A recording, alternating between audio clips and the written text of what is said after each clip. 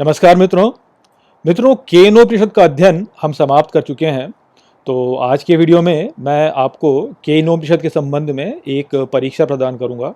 इस परीक्षा को आपको देने के पीछे हमारा जो उद्देश्य है वह यही है कि आप इन शिक्षाओं को एक बार पुनः दोहराएं, ताकि आपको ये जो शिक्षाएं हैं ये और अच्छे से समझ में आ जाएं और ये शिक्षाएं आपके साथ एक लंबे समय तक रहें।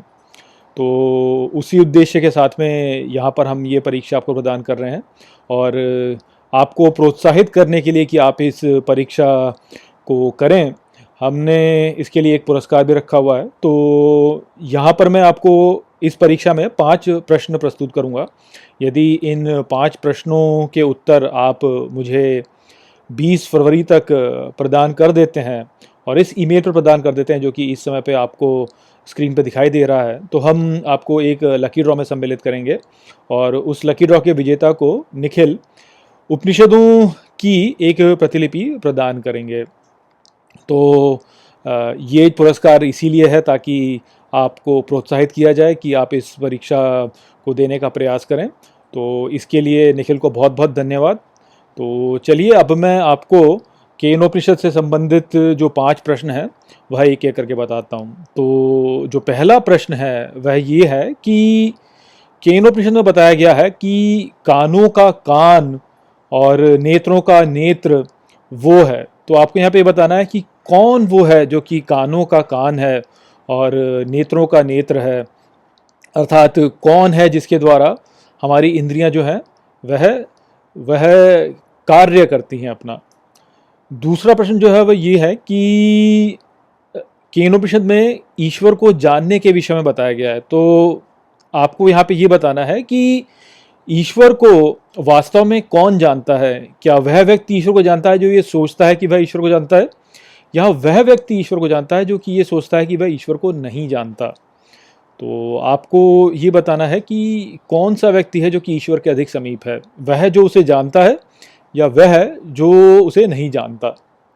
जो तीसरा प्रश्न है वो ये है कि आपको ये बताना है कि जातवेद और मातरिश्वा कौन है।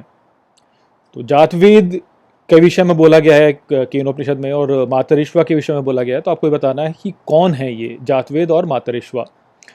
अगला जो प्रश्न है वह ये है कि केनोपनिषद में देवताओं के विषय में एक कथा है कि किस प्रकार से वह असुरों पे विजय प्राप्त किए थे। तो वहाँ पर एक जगह पे बताया जाता है कि इंद्र जो है वह यक्ष को ढूंढते हुए जाते हैं और उस समय पे यक्ष जो होता है वह वहाँ से लुप्त हो जाता है। तो आपको ये बताना है कि ऐसा क्यों हुआ कि जब इंद्र यक्ष के समीप गए तो यक्ष वहाँ से लुप्त हो गया। और जो 5वां प्रश्न है वह ये है कि केनोपनिषद में उपासना शब्द का वास्तविक अर्थ क्या है। उपासना जो शब्द है उसका उपयोग केनोपनिषद में किया गया है। तो आपको ये बताना है कि वहाँ पे उपासना से क्या अर्थ है, कि उपासना क्या है वास्तव में। तो ये 5 प्रश्न यहाँ पर थे जो केनोपनिषद के संबंध में थे। और यदि आप इन प्रश्नों के उत्तर 20 फरवरी तक मुझे इस ईमेल पर भेज देते हैं जो कि इस समय पे आपको दिखाई दे रहा है स्क्रीन पर, तो हम आपको एक लकी ड्रॉ में सम्मिलित करेंगे और उस लकी ड्रॉ के जो विजेता होंगे उनको उपनिषद की एक प्रतिलिपि पुरस्कार के रूप में प्रदान की जाएगी। तो चलिए इसी के साथ हमारा केनोपनिषद का अध्ययन जो है वह समाप्त हो चुका है और अब हम अगले उपनिषद का अध्ययन आरंभ करेंगे। नमस्ते।